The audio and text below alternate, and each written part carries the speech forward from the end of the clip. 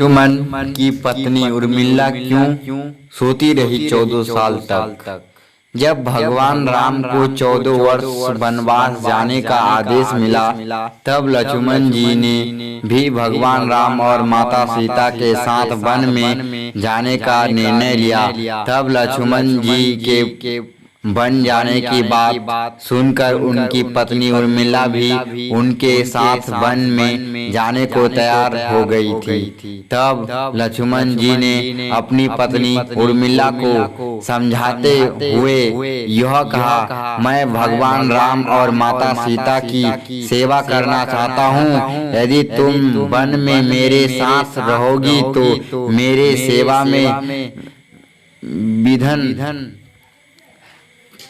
पड़ेगा और मैं ठीक प्रकार से उनकी सेवा नहीं कर पाऊंगा। लक्ष्मण जी के इस सेवा भाव को देखकर उनकी पत्नी उर्मिला ने अपने दिल पर पत्थर रखकर लक्ष्मण जी की बात मान ली और वह लक्ष्मण के साथ वन नहीं गई। वन में पहुंचने के बाद भगवान राम और माता सीता के निवास के लिए लक्ष्मण ने अपने हाथों से जंगल में सुंदर सी कुटिया का निर्माण किया था। भगवान राम और माता सीता उस कुटिया में जब विश्राम करते थे, तब लक्ष्मण जी उस कुटिया के बाहर प्रहरी के रूम में विराजमान रहते थे। वनवास की पहली रात जब भगवान राम और माता सीता उस कुटिया में विश्राम करने चले गए, तो लक्ष्मण जी कुटिया के बाहर प्रहरी के रूप में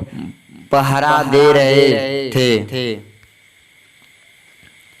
तभी उनके पास निंद्रा देवी प्रकट हुई थी। लक्ष्मण जी ने निंद्रा देवी से यह वरदान मांगा था कि उन्हें 14 वर्षों तक निंद्रा से मुक्त कर दिया जाए। निंद्रा देवी ने उनकी इस इच्छा को स्वीकार करते हुए यह कहा था कि उनके हिस्सों की निंद्रा को किसी न किसी को लेना ही होगा।